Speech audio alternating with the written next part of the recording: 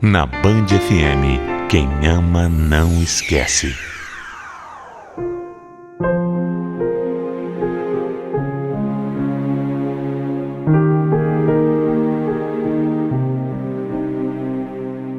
Eu sempre escuto que eu sou um cara forte por tudo que eu tive que enfrentar ao longo da vida.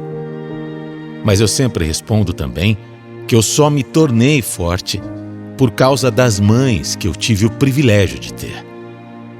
Sem elas, a minha vida teria sido bem diferente. A minha história começa quando eu ainda era bem pequeno.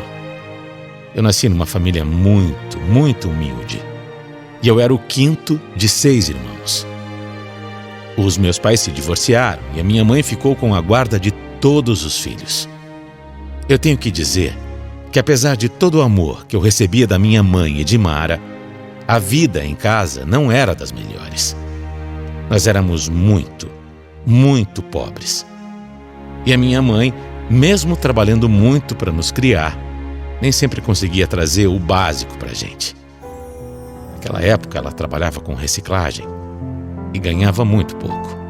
Tão pouco que, muitas vezes, não conseguia nem pagar as contas.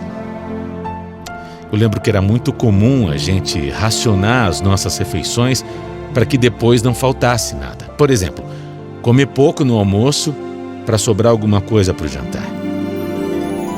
Quando, por milagre, sobrava um dinheirinho a mais, a minha mãe corria para comprar carne, que era um luxo para a gente. Mas mesmo quando tinha, como nós éramos em muitos, dava só um pedacinho para cada um. O meu pai não era presente e pagava pensão só quando queria. Ele era um homem muito instável e muitas vezes chegava a ser violento e agressivo. Principalmente quando minha mãe insistia em pedir um pouco de dinheiro e ajuda para comprar as coisas para a gente. Então, justamente por ela saber que ele era assim, ela evitava ao máximo pedir qualquer coisa. Mas de vez em quando não tinha jeito. E para não deixar os filhos passando fome, para que não faltasse o mínimo, ela tinha que se arriscar a pedir dinheiro para ele. Eu era muito criança, mas lembro como era difícil. Olha, como eu queria que ela não tivesse que fazer nada daquilo. Como eu queria. Um dia, minha mãe precisou ligar para o meu pai para pedir R$40 adiantado da nossa pensão. Eu lembro até hoje. R$40. Era isso que ela estava precisando. Ela não estava pedindo muito. Só queria R$40 para alimentar os filhos. Ela ligou, implorou para ele. Implorou mesmo, eu lembro. Lembro dos detalhes. Algumas coisas eu esqueci. Mas acho que algumas coisas eu bloqueei na minha cabeça também. Mas isso, dessa passagem eu lembro, ela implorou por R$40. E olha, foi tão insistente que algumas horas depois, o meu pai apareceu lá em casa. E apareceu daquele jeito. Estava revoltado, agressivo, bravo, gritando, exaltado com a minha mãe. Aí, depois disso, eu só lembro de algumas memórias soltas. Eu não consigo lembrar totalmente. É como se tivesse uma névoa, uma fumaça em todo aquele dia. A única coisa que eu consigo lembrar é do meu pai com uma faca na mão. Eu lembro da minha mãe gritando, desesperada. Lembro dela implorando para ele, por favor, para, não faz isso, para. Lembro também do meu irmão mais velho gritando para eu procurar ajuda na rua. E eu saí correndo. Corri muito, corri até achar alguém que pudesse nos ajudar. Corri gritando por socorro, desesperado. Eu não sei exatamente o quanto eu corri até achar os primeiros policiais para me ajudarem. Eu só sei que encontrei com eles, tentei explicar o que estava acontecendo e eles me acompanharam até em casa. Mas aí, quando nós chegamos já era tarde. Já era tarde demais. O meu pai tinha esfaqueado a minha mãe. Ele matou a minha mãe. Os policiais prenderam o meu pai em flagrante. E aquele foi o dia em que a minha vida virou de cabeça para baixo. Imagine, né? Muito criança ainda. Tinha só 7 anos quando tudo aconteceu. Depois de eu perder minha mãe, um vazio imenso nasceu dentro de mim. Imagine você, uma criança de 7 anos, ver sua própria mãe ser assassinada pelo pai. Além de ter que lidar com a dor insuportável de perder quem eu mais amava, eu também me tornei um menino desconfiado. Desconfiado, com medo de tudo, com medo de todos ao meu redor.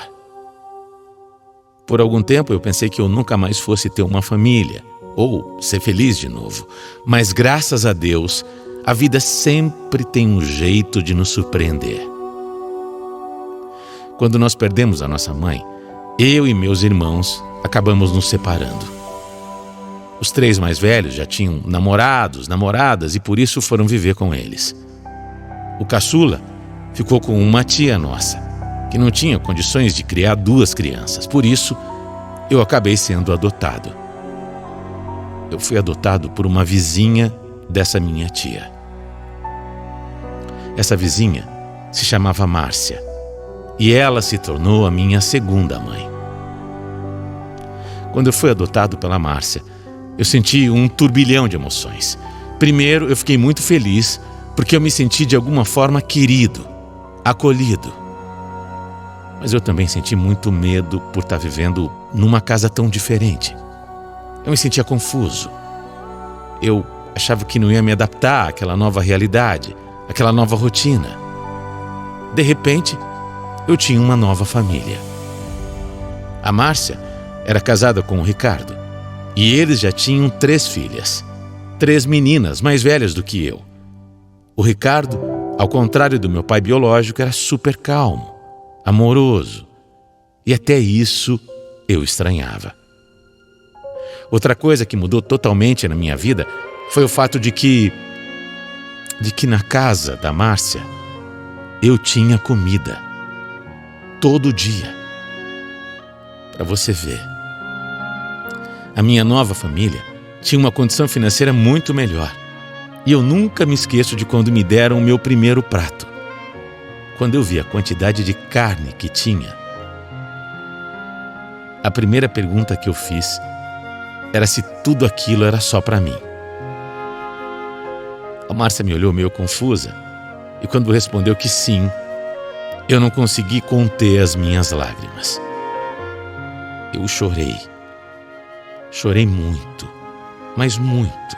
Não de tristeza, mas sim por não acreditar que aquele tanto de comida era só para mim. Eu nunca tinha visto aquilo.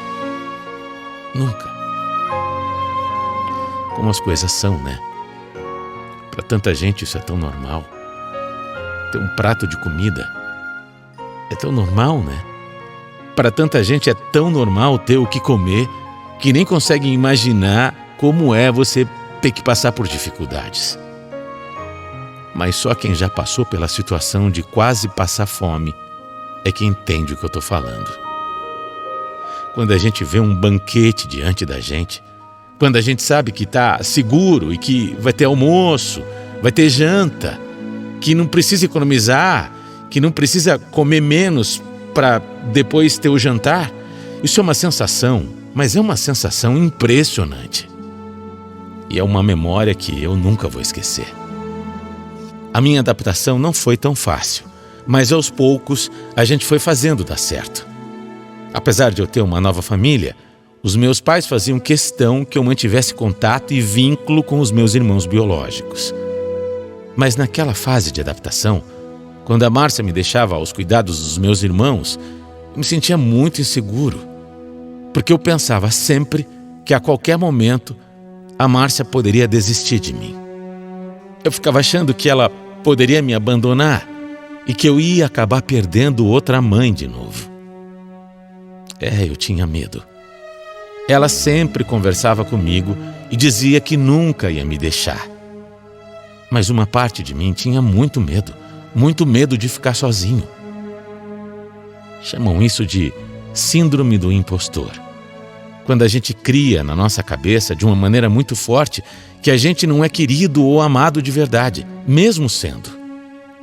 Por mais que ela mostrasse que me amava, que queria ficar comigo, que eu era filho dela, eu ficava achando que poderia não ser verdade, que o pior ia acontecer. Que coisa, né? Só com o tempo é que eu fui ficando mais seguro e percebendo que a minha nova família nunca ia me abandonar. E apesar de tudo de ruim que eu tinha passado, eu me tornei um garoto feliz. Até que uns anos depois, eu acabei descobrindo que aquele homem que tinha matado a minha mãe tinha sido libertado da cadeia. Aquela notícia me abalou demais. E eu não conseguia acreditar que tinham deixado aquele homem livre depois de tudo o que ele tinha feito. Eu me perguntei várias vezes como Deus poderia permitir uma coisa dessas. Como? Depois de ter destruído a minha família, depois de ter tirado a vida de uma mulher boa na frente dos próprios filhos, aquele cara estava solto, como se nada tivesse acontecido. Ele poderia viver, sair por aí, trabalhar, namorar, se divertir, como se não tivesse feito nada. Eu acho que tem coisas que a gente nunca vai conseguir entender. A única coisa que aquele homem fez em mim foi me causar traumas e quase acabar com a minha vida. Se não fosse pela Márcia ter me acolhido, eu juro para você, eu nem sei onde eu estaria nesse momento. Se não fosse por ela, eu provavelmente nunca saberia o que é ter um lar tão amoroso. E eu sei que eu dei muita sorte. Mesmo com tudo de triste que me aconteceu, eu fui um cara de muita sorte por ter sido adotado por essa família maravilhosa. Mesmo sendo libertado da cadeia, o meu pai biológico nunca tentou entrar em contato comigo. Pelo que eu sei, só uma das minhas irmãs biológicas quis ir atrás dele. E eu confesso que eu fiquei muito bravo quando ela me disse isso. O que aquele homem tinha feito era imperdoável. E eu não conseguia admitir alguém ainda querer ter qualquer tipo de contato com ele. Algum tempo depois, a Márcia e o Ricardo acabaram se separando. E o divórcio deles me abalou profundamente. De alguma forma, essa separação foi como um gatilho para mim. Na minha cabeça, eu estava fadado a viver um ciclo repetitivo. Na minha cabeça, aquele divórcio poderia desencadear mais alguma coisa ruim, mais alguma tragédia. Mas graças a Deus, o meu pai adotivo era bem diferente. Como eu disse, era um cara tranquilo. E eles se separaram de uma forma totalmente amigável. Aquele episódio, o fim do casamento deles, me mostrou que duas pessoas podem simplesmente deixar de se amar, mas seguirem a vida de uma forma tranquila e não violenta. Os dois me ensinaram, com atitudes e não só com palavras, o que era amar alguém de verdade. E eu nunca vou conseguir mostrar o tamanho da minha gratidão por isso. Aliás, não só por isso, mas por tudo. Eu sou grato demais a Márcia. Ela que me adotou. Ela se tornou a minha mãe quando eu mais precisava de uma. Ela que me acolheu. Ela que me amou. Me ajudou a superar todos os meus medos, todos os meus traumas, todas as minhas inseguranças. E eu não posso deixar de dizer que eu sou grato também pela minha mãe biológica, pela Edmara, que me colocou no mundo, que lutou muito para criar 6 filhos sozinha. E olha, o que eu posso dizer é que de alguma forma eu tenho certeza que ela sempre esteve comigo. Sempre esteve, sempre está e sempre estará do meu lado. E mesmo que eu não possa vê-la, eu posso sentir que ela cuida de mim, que ela me ajuda, que ela me ajudou e sempre vai me iluminar. Domingo é Dia das Mães E eu quis contar a minha história no Quem Ama Não Esquece da Band FM para homenagear essas duas mulheres. Essas duas mulheres que dedicaram a vida toda para que eu fosse feliz. Sem elas, eu sei que eu não me tornaria nem metade do homem que eu sou hoje. Sem elas, eu nem sei o que seria de mim. Então, nesse Dia das Mães, eu desejo que você consiga passar o dia agradecendo e homenageando aquela que é a mulher mais importante da nossa vida. E mesmo que ela não esteja por perto, mesmo que ela esteja só na sua lembrança, você sabe o quanto ela merece essa homenagem.